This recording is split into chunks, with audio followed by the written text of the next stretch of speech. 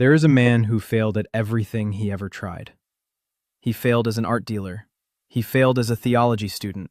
He failed as a preacher. He was fired, rejected, and dismissed at nearly every turn.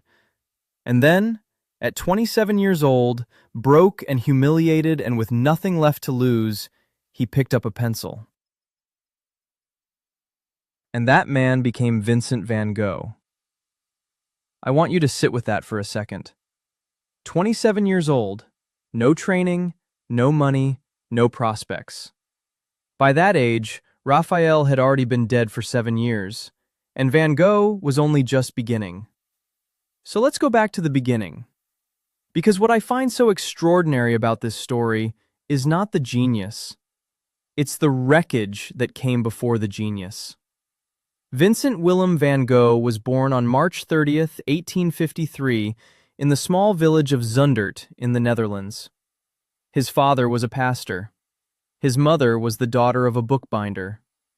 They were a respectable, modest family, and from the very start, Vincent did not fit neatly into respectable and modest.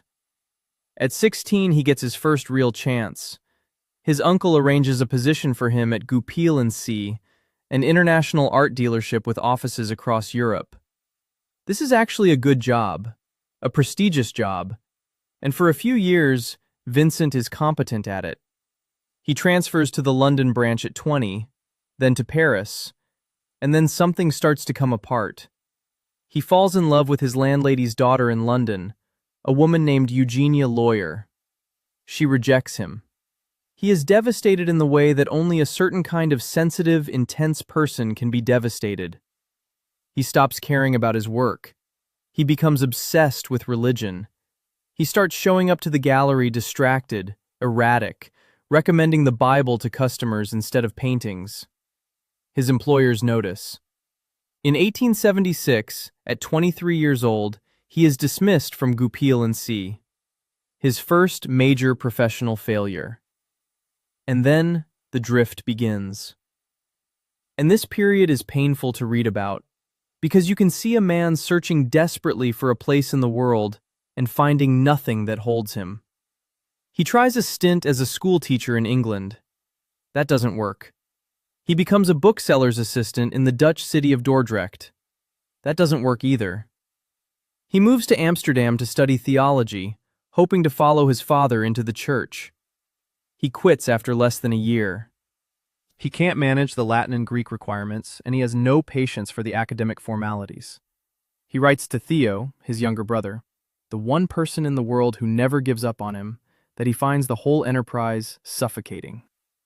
So then he tries yet another path. He enters training to become an evangelical lay preacher. And here, finally, you see something in Vincent that will define his entire life.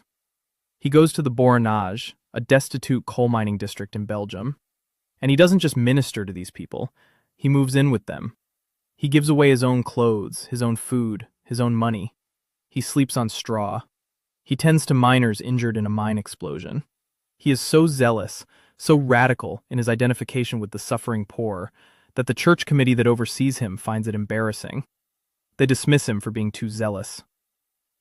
The church fires Vincent van Gogh for caring too much.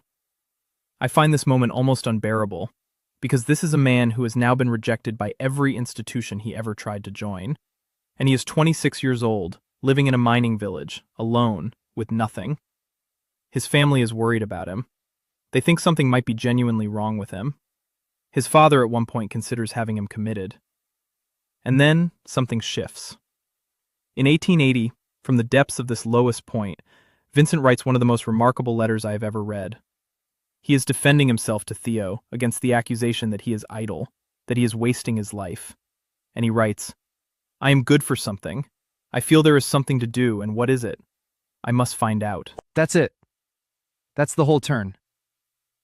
Not a thunderclap, not a divine vision, just a man refusing, in the wreckage of everything, to accept that he is worthless. He had been looking at the figure studies of the French painter Jean-François Millet, paintings of peasants, laborers, people with dirt on their hands, which Vincent loved instinctively. And he starts to copy them, obsessively.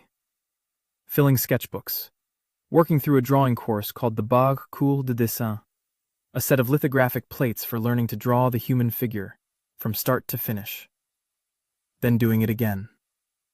He knows his early drawings are stiff and awkward. He says so himself. He does not stop. He also writes, "Great things are not done by impulse, but by a series of small things brought together." He was 27 when he wrote that. He had never sold a painting. He had never finished a painting. He just believed it. And so he began. So he begins, age 27, no training, no money, no track record of success at anything, and the first thing he does is copy. He gets his hands on Charles Bargues's Cours de Dessin, a set of lithographic plates for learning to draw the human figure, and he works through the entire thing. Every plate, start to finish. And then he does it again. He copies Millet. He copies anatomy diagrams. He fills sketchbook after sketchbook. He knows the work is stiff. He says so openly in the letters. He writes to Theo about what drawing actually feels like from the inside. And this is one of my favorite quotes from him. He says, "What is drawing? It is working oneself through an invisible iron wall that seems to stand between what one feels and what one can do." That is exactly right. And most people hit that wall and stop. They decide it means they don't have the gift. Van Gogh hits the wall and concludes he needs to hit it harder. And so the output begins to compound. In roughly 10 years of serious work, 10 years, he produces approximately 900 paintings and over 1,100 drawings and sketches. 900 paintings, 1,100 drawings in a decade, while mentally ill, while malnourished, while being financially supported entirely by his brother because he could not sell the work. Think about that pace. In Arles alone, 15 months in the south of France, he produces around 200 paintings. At the asylum in Saint-Remy, 12 months, another 150. In his final 70 days alive, living above a cafe in Auvers-sur-Oise, he completes roughly 70 paintings. One a day. A man painting like he knows time is running out. He writes to Theo from Arles, "I am working like one actually possessed. More than ever, I am in a dumb fury of work." I love that phrase. A dumb fury. Not articulate, not calculated, just driven. And the conditions he's working in, this is important to understand. He is skipping meals to buy paint. He writes to Theo regularly about going days on bread and coffee because he cannot afford both food and supplies. He paints outdoors in the Mistral, the brutal wind of southern France, and he straps his easel to stakes in the ground so it doesn't blow over. He paints while his mind is fracturing. He paints between hospitalizations and during them.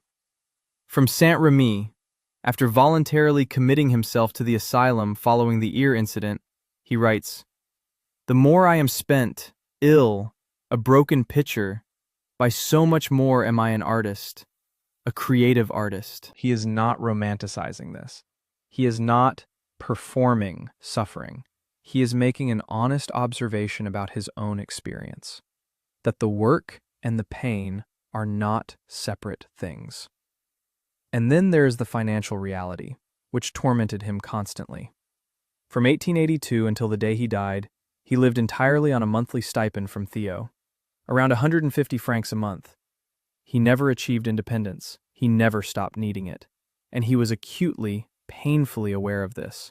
He frames the entire output of his life, every canvas he sends back to Theo, as his side of a contract, a debt he is trying to repay in paint. He writes to Theo, "I have tried to emphasize that those people, eating their potatoes in the lamplight, have dug the earth with those very hands they put in the dish, and so it speaks of manual labor and how they have honestly earned their food." He is talking about the potato eaters, his first major, ambitious work. But he might as well be talking about himself.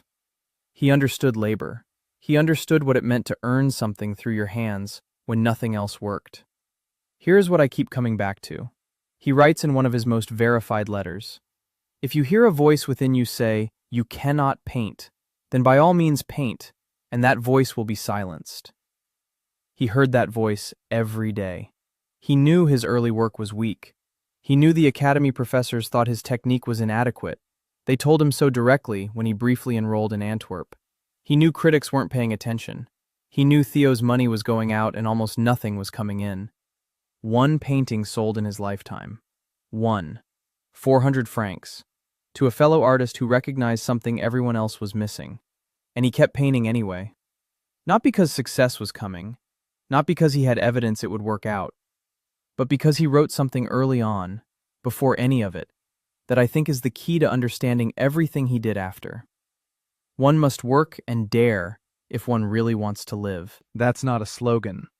That was his operating principle. Work and dare. Every single day.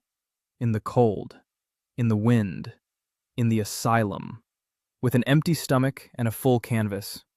The output speaks for itself. 900 paintings, and almost no one saw them while he was alive. He wanted his paintings to look like apparitions to people a century later. That's the actual quote.